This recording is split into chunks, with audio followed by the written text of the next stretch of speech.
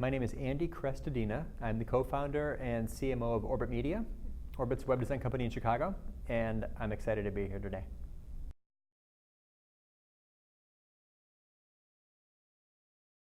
Well, influencer marketing is a thing, and it's a big thing, and it's not getting smaller. This is becoming one of the most important skills, one of the primary channels, one of the cornerstone strategies in a lot of people's content programs. Also, influencer marketing, like everything else in digital, has an organic side and a paid side.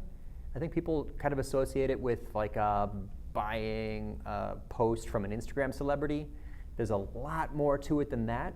So we're going to break down some of the formats and some of the strategies that go with organic influencer marketing, also known as content collaboration, which is super fun. It is by far the most fun I've had in digital. And just that it's more than social, kind of like I said about Instagram, right? It's a lot more than just social.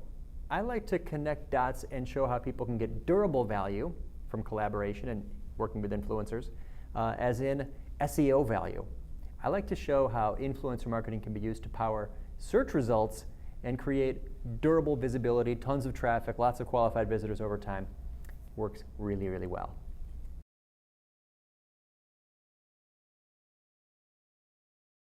Well, there's a new study that shows the top goals, the classic goals of influencer marketing campaigns.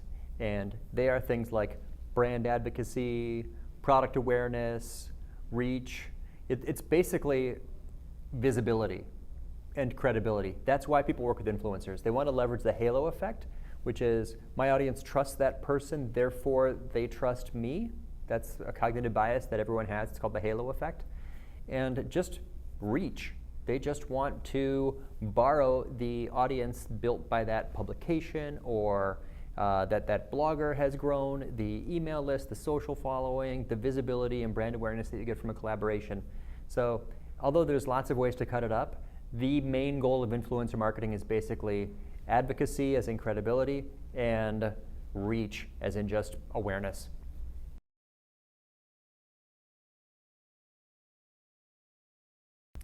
So Mark Schaefer breaks down the three types of influencers really well. He talks about there being sort of celebrities at the top of the pyramid. There are very few of them. They have massive audiences. They're very expensive, difficult to collaborate with. They have agents.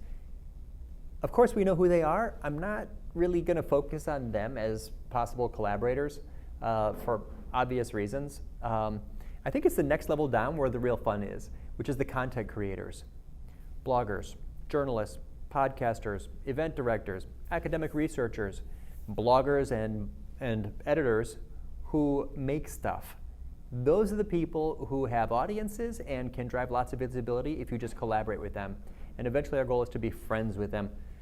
But Mark's point is, he makes a really strong point, Mark Schaefer makes a really strong point about the bottom of the pyramid, which is anybody who shares your stuff is influential, has an audience, creates reach, makes your content move.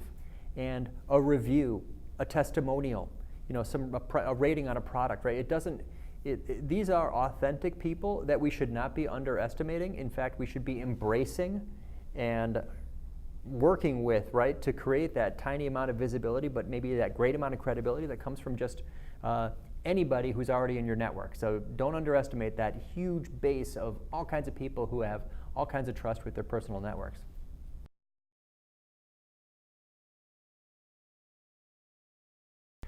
So content collaboration is basically the bedrock of all these tactics in my mind. It's to make stuff together. It's to build something. So if you are creating content and you reach out to an influencer, the classic formats might be to just find something they said somewhere and include that in something you make and then let them know that you included it, right? The mention, not the strongest. The next level up past that is a lot more powerful, which is to reach out to people while you're making something and ask them if they'd like to contribute a quote. The contributor quote, super powerful, very easy, grows your network, makes your content more credible, and increases the reach because they're likely to share it if they're included in it. Past that, you've got the roundup, which is basically like a giant pile of contributor quotes.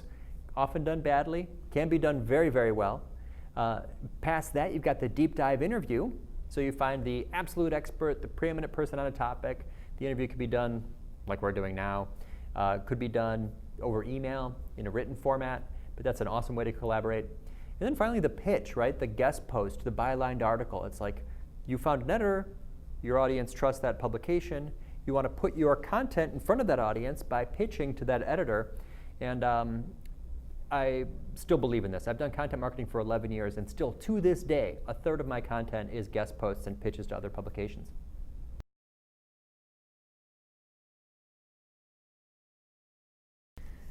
It's common that people miss big opportunities to extend the value of a collaboration with an influencer. So let's say you've got the attention of someone and they've agreed to do a video interview with over a half hour on Skype or Zoom or a Hangout. Then what? What did you make just now? What else could that thing be, right?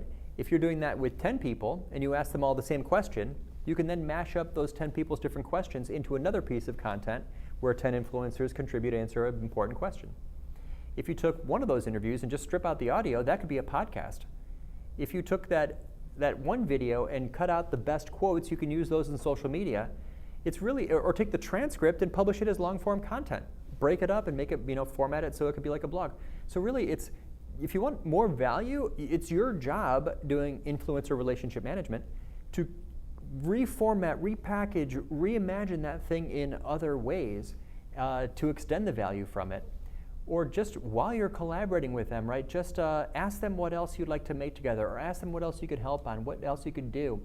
So the tough part is getting the attention of and starting the relationship with the influencer. The easy thing is to add, A plus 1, plus 2, plus 3, extend that value, build more, make more stuff. Why let the opportunity go to waste?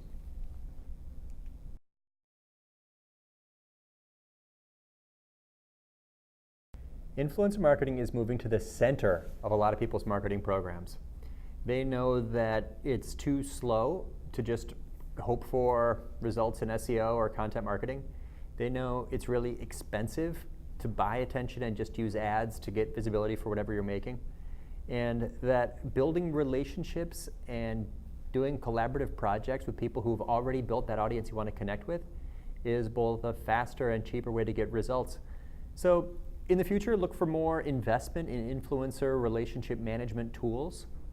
In the future, look for more skills if you're hiring for, literally it's an influencer relationship management. This is a skill. If you're serious about this, probably you need to add that to your LinkedIn profile if you're doing this now and try to get some, endorsements for your influencer relationship management skills. But basically, we should be thinking about modern day digital PR as influencer marketing. SEO, outreach, link building, influencer marketing. So just pay close attention to people who create content, keep in touch with those people, build relationships with those people, start including them in your stuff. It's going to pay huge dividends, guys. I'm glad we're focused on this now because the people who are doing it today are going to have a leg up a year, 2 years, 5 years from now.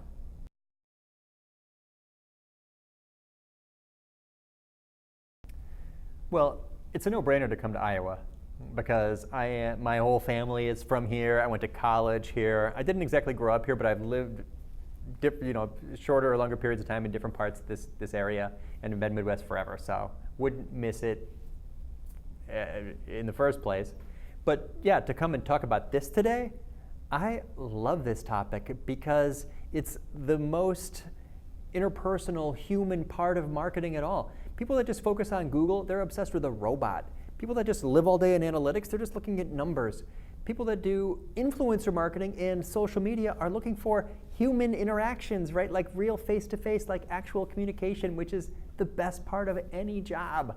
So talking about this is it feels like keeping it real. It feels like a really durable, sustainable thing. It feels like something that's never going to go out of style. So I love the topic. I love the place. I'm just glad to be here. Thanks for having me.